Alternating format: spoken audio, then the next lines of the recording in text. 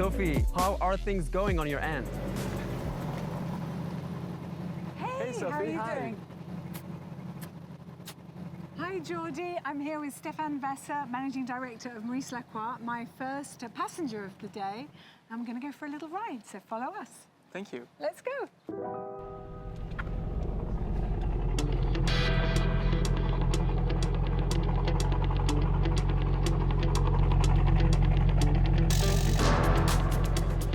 Very nice.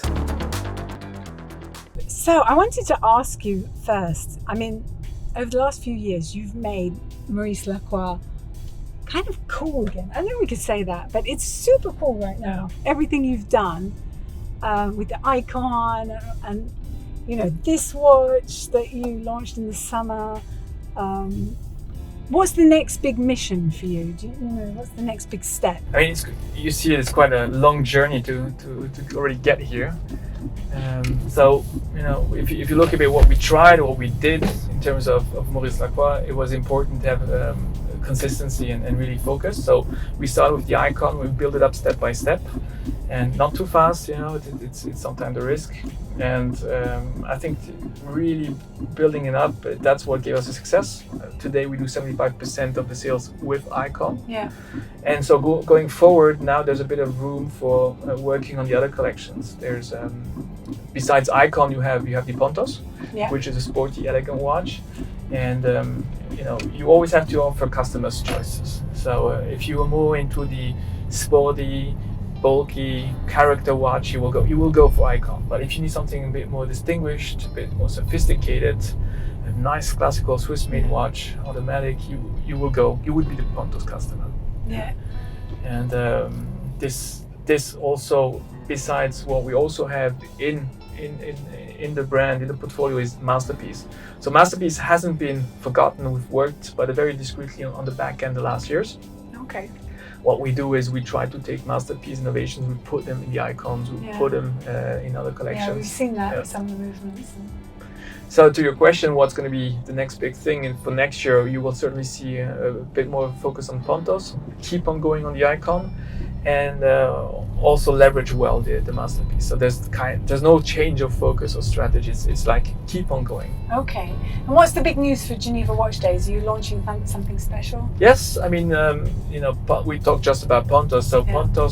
Pontos S has its 10th anniversary, and it's a very nice way, a spirit, how to develop the range, because if you look today at the Pontos, there is opportunities for a bit more sportiness into this kind of elegant, sophisticated range. So we brought back the Pontos S for sports on the map, and watch that out. Yeah. Oh.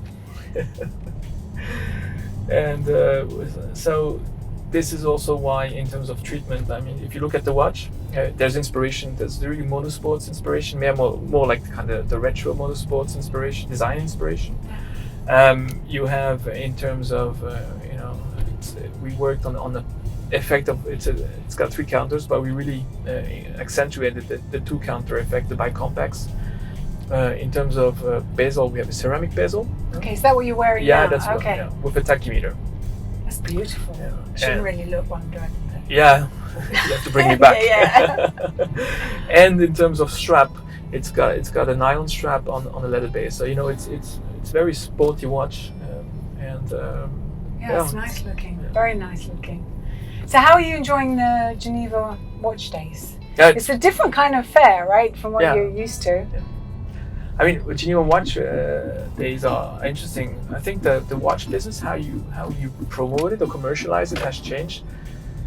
In the past, we had, you know, the big Basel Worlds where you would go and once a year you get all the orders, and now the business has changed. I mean, you can sell your watches all year long, working with your distributors. You can sell the collections. You can visit your customers.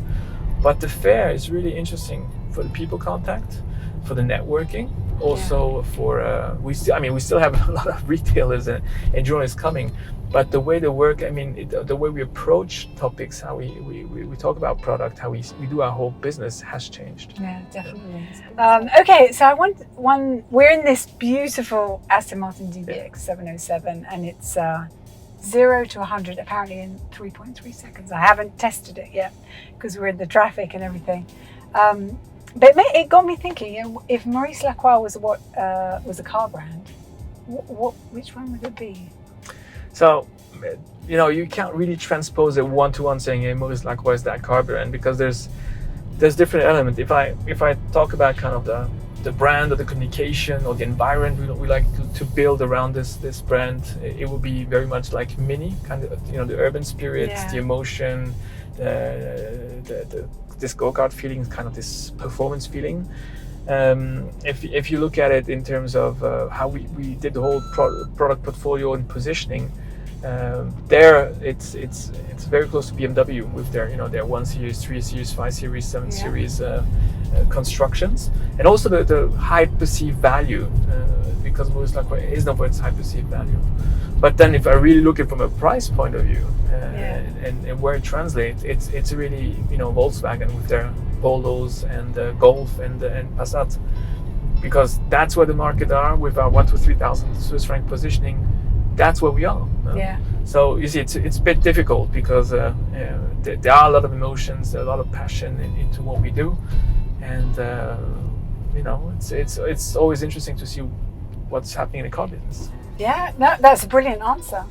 Yeah, I was wondering what you were going to say. I thought, oh, it's a tricky question, but no, it's a good answer. I like that. So here we are coming up near to the East West Hotel, where you've taken over. Yeah, right? that's great. I mean, we're staying here at East West, and it's so we have our own hotel. It's called the House of Maurice Lacroix. We rebranded the whole thing, and it's a beautiful platform to welcome our press, our partners, our retailers. And I think this shows also how cool these Geneva Watch Days are, because it's not being in a big warehouse and welcoming your partners. It's really about, you know, offering hospitality, proximity, people contact, people business. Watchmaking is a people business. Yeah, definitely. Well, it's a nice way to end our little interview. Thank you so much for joining me. Thank you, Sophie. So for the little I will ride. run to my first interview. Yes, just in time. You're good. Thanks to Aston Martin. Right, here we go. Thank you so Thank you. much. All right, have a good day. You too. Bye-bye. Bye.